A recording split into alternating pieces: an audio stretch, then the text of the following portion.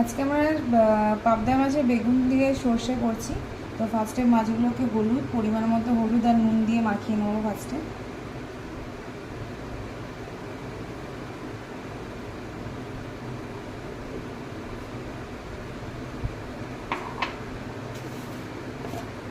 এবারে আমি একটু নুন দিচ্ছি পরিমাণ মতো, দিয়ে এবার মাখিয়ে নেবো ভালো করে।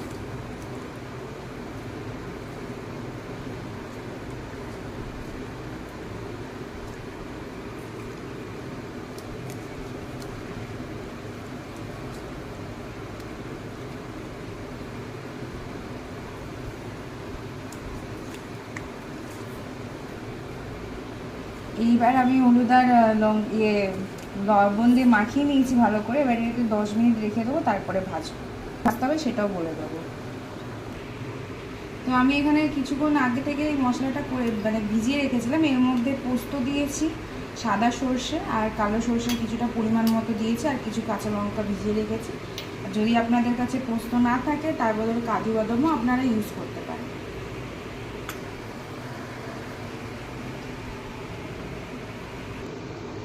এবার আমরা যেটা ভিজিয়ে রেখেছিলাম মশলাটা, ওটা এবার আমরা মিক্সিতে বেটে নেবো, তারপরে কিরম হবে বলছি।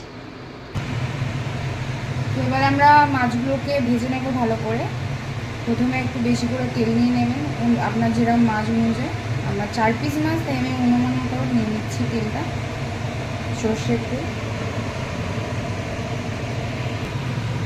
তেলটাকে একটু বেশি করে গরম করে নিতে হবে, কারণ এই মাছটা তো ভেঙে যায়। তো ভালো করে যখন গরম হবে তারপরে দেবেন, ঠিক আছে?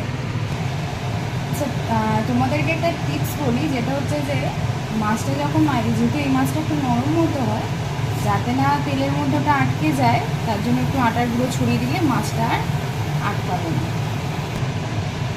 যেহেতু তেলটা এবার গরম হয়ে গেছে, আমি ওর মধ্যে আটার গুঁড়োও ছড়িয়ে দিয়েছি। এবারে একে একে মাছগুলো আমরা ভেজে নেব, আর গ্যাসের ফ্লেমটা লো রাখবো।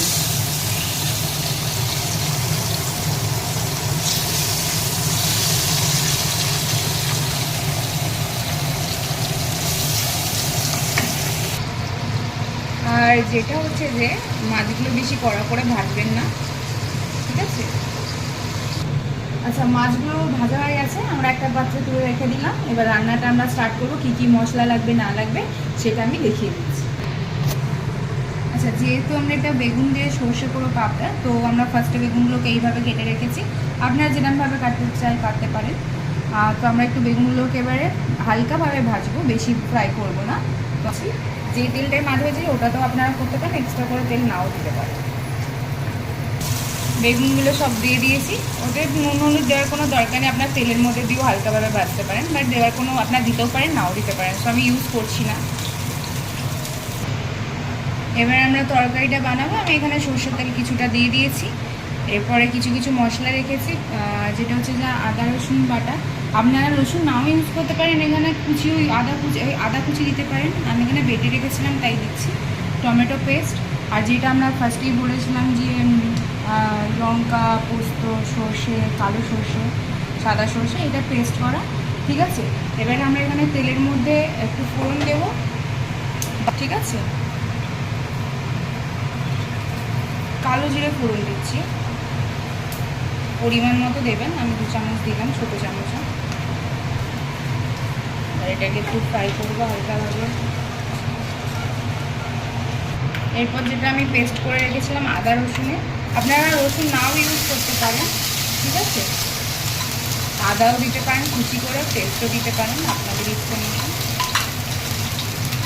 এবার এটাকে আমরা একটু ভালো করে হালকা করে মেরে নেব।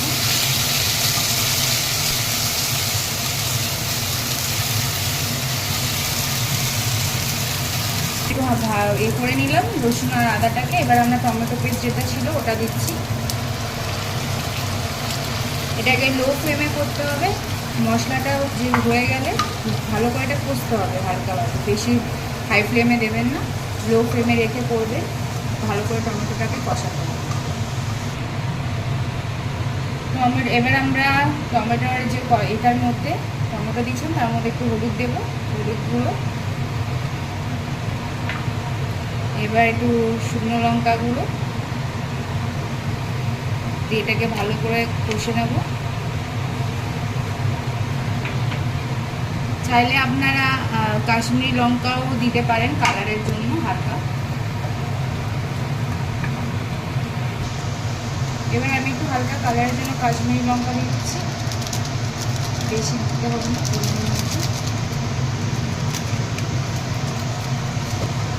দিয়ে এটাকে আমি এবার নেড়ে নেবো ভালো করে, মশলাটাকে এবার কষাতে হবে ভালো করে।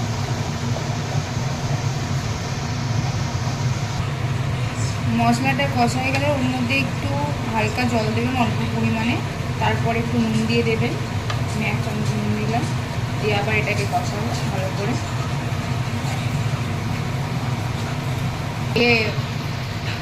দেখুন এখানটায় এই টমেটো কষাটা হয়ে গেছে। এর মধ্যে এবার আমরা যে পেস্টটা করে রেখেছিলাম সর্ষে দিয়ে, যেটা ছিল পোস্ত লঙ্কা, ওইটা দিলাম, করে নেড়ে নেব। পোস্তটা যেটা বাটা ছিল সর্ষে পোস্ত দিয়ে, ওটা ভালো করে এবার নেড়ে নেব। এটাকে এবার কষাতে হবে ভালো করে, অল্প আছে লো ফ্লেমে। দেখুন মশলাটা এখানটায় কষা কষা হয়ে গেছে, তেল ছেড়েছে, তার মানে কষা হয়ে গেছে। তো এর মধ্যে আমি একটু সুগার দেবো, চিনি দেবো 1 চামচ মতো। তো আমি এখানে ব্রাউন সুগার দিচ্ছি, আপনারা যে কোনো চিনি ইউজ করতে পারেন। এবার আমরা এটাকে নেড়ে নিচ্ছি ভালো করে ব্রাউন সুগারটা দিয়ে। এরপর যে বেগুনগুলো ভেজে রেখেছিলাম এগুলো দিয়ে দেবো, দিয়ে এর মধ্যে ভালো করে কষে নেবো বেগুনগুলোকে মশলার মধ্যে।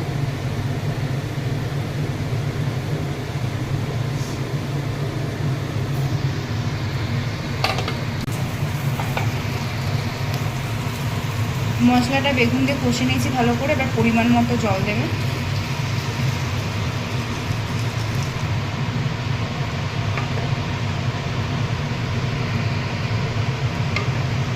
দেখুন কত সুন্দর কালার এসছে।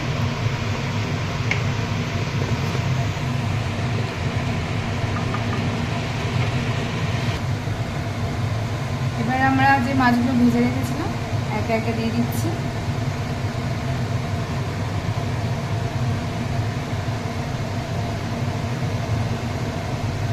দিয়ে এটাকে ঢাকা দিয়ে দেবো ভালো করে, স্লো ফ্লেমে ফোটাবো মাছটাকে।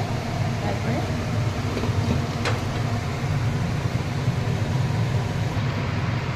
আচ্ছা দেখুন আমরা এখানটায় ঝোলটাকে ভালো করে ফুটিয়ে নিয়েছি 5-7 মিনিট। দেখুন এখানে তেল ছেড়েছে। তো এরপরে আমি এখানটায় মাখন দিচ্ছি। আপনারা পারলে ধনেপাতাও ইউজ করতে পারেন, কিন্তু আমি ধনেপাতা ইউজ করছি না, আমি কিছুটা মাখন ইউজ করছি। এরপর আমি এর মধ্যে একটু গরম মশলা ইউজ করছি সামান্য। তারপর এটাকে একটু ফুটিয়ে নেব কিছুক্ষণ। দেখুন আমাদের ব্যাটারটা মেল্ট হয়ে গেছে। এটা আমাদের হয়ে গেছে কমপ্লিট সর্ষে বেগুন দিয়ে পাবদা মাছ।